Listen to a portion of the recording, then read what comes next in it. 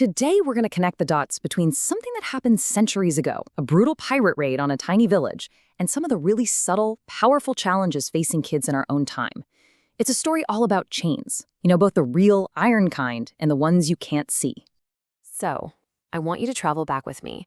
We're going to a place called Baltimore, Ireland, almost 400 years ago. Just picture it.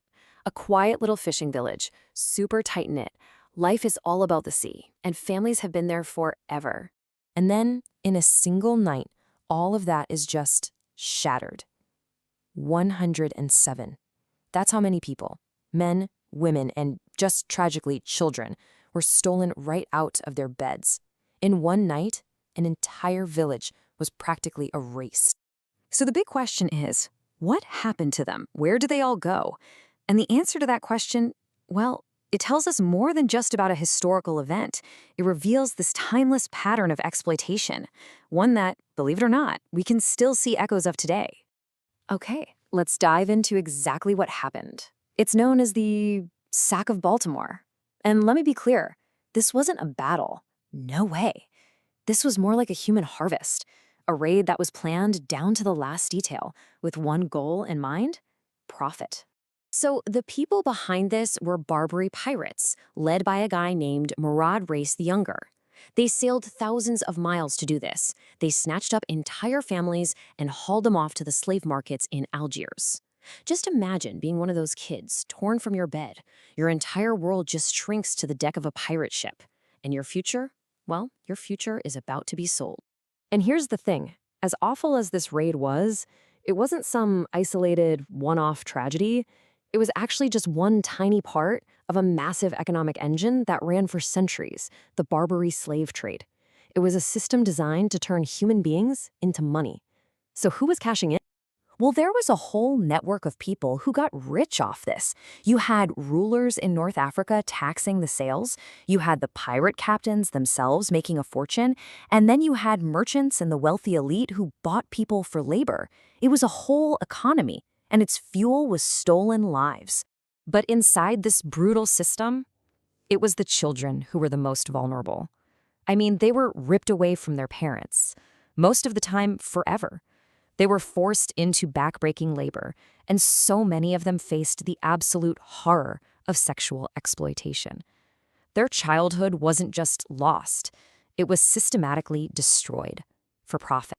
Okay, and this is where our story takes a really crucial turn. You might be thinking, well, that was the 17th century. The iron chains are mostly gone, for sure. But has the basic idea, the power imbalances that let one person control another, has that really vanished? Or has it just changed its disguise? Let's look at a modern system. Now, legally, it's not called slavery, but human rights groups around the world are screaming from the rooftops that it creates slavery-like conditions of total control.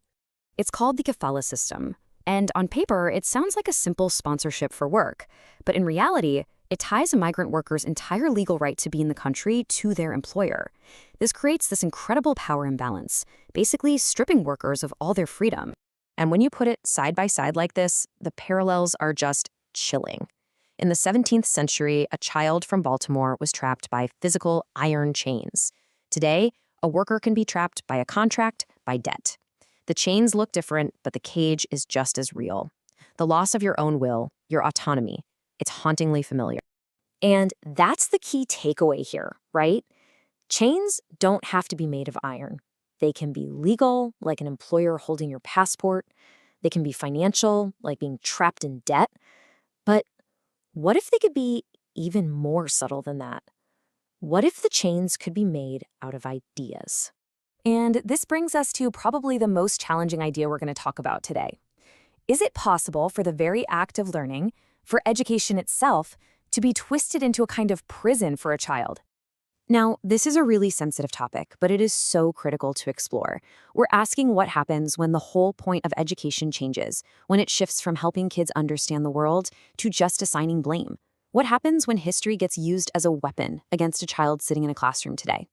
Think about it. When a lesson makes a child feel like they are personally guilty for something that happened centuries before they were born, that creates a psychological cage. It puts a burden on them that they can never escape, a weight that was never theirs to carry in the first place. That's not learning. That is a form of emotional bondage. And at its heart, a practice like this violates one of the most basic principles of human dignity.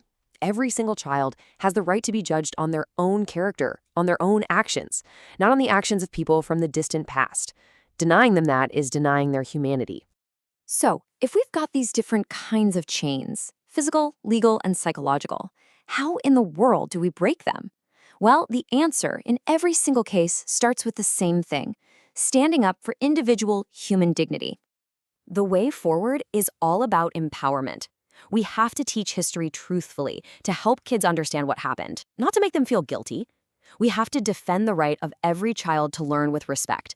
And maybe most importantly, we have to teach them that their power isn't in the past. It's in their hands, right now, to build a better, freer world.